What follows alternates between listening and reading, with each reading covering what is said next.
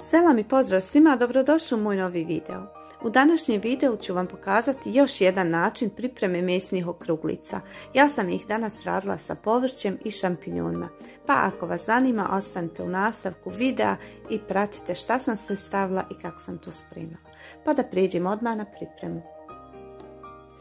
Uzela sam negdje oko 250 grama mljevenog mesa. Ja sam to prilagodila nama, nas je samo dvoje i dvoje male djece, a vi naravno ćete prilagoditi svom domaćinstvu. Povećavajte po potrebi.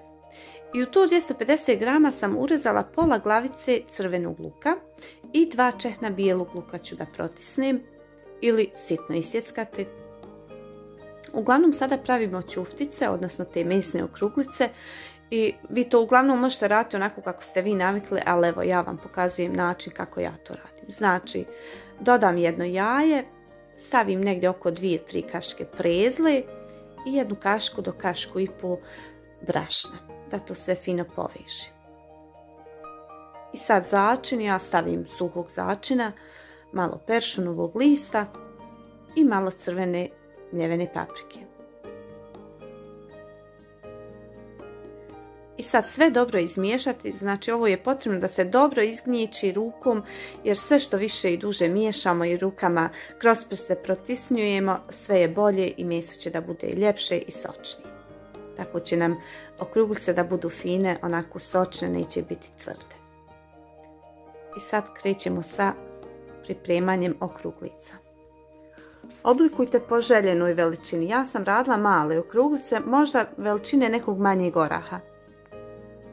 A vi ako želite možete naravno i veći. Meni su eto nekako ovako sitne, dosta slađe. I sad kad sam ih sve spremila, pokriću papirom dok pripremim povrće. Nek to malo odstoji sada. A od povrća možete naravno opet da uzimate ono što vi imate u frižideru što vam se zadeslo. Ja sam sad uzela da potrošim ono što je se meni zadeslo. Znači uzela sam ostatak od glavice luka, to jest pola, uzela sam jednu veću mrkvu, uzela sam neka 2 krompira i jednu crvenu papriku sirovu. I imala sam jedno pakovanje šampinjona pa i njih da iskoristim. A vi naravno ne morate stavljati šampinjone. I sada sipam u tavu ulje, uzmem jednu dublju tavu u kojoj ću to sve da pečem kasnije. Sve će to se zajedno da krčka i ulje je potrebno dobro da se zagrije, da nam meso kad stavimo ove mesne okruglice da ne bi počelo da pušta vodu i onako da se ne kuhaju, već treba da ih onako naglo da se proprže, ne da se ispeku, već samo da poprime lijepu i rumenu boju. I sad dodajem brašno, kašiku do kašiku i pol, da se kratko proprži. Sad zavisno od količine povrća vi ćete dodavati brašno. Ja sam na ovu količinu dodala 1 do 1,5 kašiku brašna.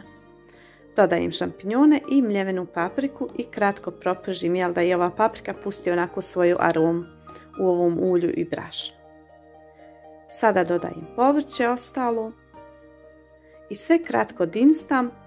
I tako dinstajući dosipat ću pomalo vode, da se to stvara onako jedan fini saft. Sad pošto ima brašna, povrće ne može nikako da pusti svoje sokove i vodu, tako da to brašno odmah veže. Tako da ću ja krenuti pomalo da dosipam vode, jel da to se počne onako fino da dinsta i da se stvara saft od ovih svih sastojaka. I tako radim 2-3 puta, dodajem vodu. Tako da čim vidite da vam savjere tečnost, a vi dospite još malo. Naravno možete se odmah na početku dodati voda i prekriti svo ovo povrće, ali ja uvijek volim ovako pomalo i postepeno, nekako mi bude ukusnije, jer svo ovo povrće pusti svoje sokove, onako fino se izdinsta i bude ljepše. Sad ću dodati paradajza i njega da iskoristim. Imala sam neka 2-3 šeri paradajza pa sam isitla, dodala sam i njih. Pustit ću to sad malo nek se dinsta, nek onako malo krčka.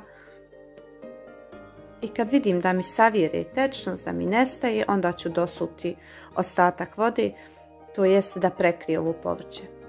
Ja vodu nisam mjerila, ne znam koliko sam dodala, uglavnom potrebno je da se povrće fino zamakne.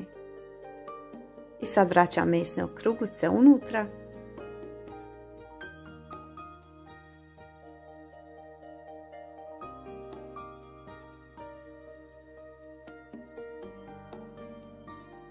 I na kraju znači dodajem i graška. Pa graška sam stavila neki 4-5 kašika, nisam puno. Grašak sam koristila iz konzerve, on je već prethodno kuhan i mekan je. I dodajem jednu povrtnu kocku, a može se staviti i goveđa kocka za supu. I sve to promiješam, poklopim sa poklopcem i ostavim tako da se krčka najmanje 40 minuta do sat vremena. Do željene gustine dokle vi želite da to bude. To može biti i rjeđe, a kod mene je ovako. Ja sam više željela da to bude onako kao neka kalja, kao neku gušće varivo. I evo ovako izgleda moje ćufte sa povrćem i šampinjonima. I šta ja na kraju uradim? Dodam malo i vrhnja za kuhanje. Sasvim malo, nekih 50 mililitara. A vi naravno možete i ovo da izostavite ako ne volite. Ili ako smatrate da je suvišno. Ja jednostavno volim vrhnje za kuhanje stavljati u hranu jer mi pogotovo ovakvim saftali jelima nekako bolju kremoznost dadne. A vi naravno možete i prilikom serviranja svako sebi u tanjir onako po svom ukusu i želji da stavi pavlake umjesto ovog vrhnja što stavljam sad ovako. I šta na kraju uradim? Dodam svježeg peršuna, a ako nije svježe, ako je sušen, onda ga dodajem u toku kuhanja da se on malo onako skuha i pusti svoj miris. A ako je svježi, ne treba ga stavljati prije, treba ga samo na kraju dodati. I moje današnje jelo je gotovo, moj današnji ručak. Ja se iskreno nadam da će vam se svidjeti ovaj video, da će vam biti od koristi, da ćete napraviti. Ako vam se sviđa, lajkajte, komentarišite, bilo bi mi drago. Ako niste do sada, pretplatite se na moj kanal, besplatno je. A mi se vidimo u nekom narednom videu. Do tada mi ostanite dobro i zdravo. Ćao!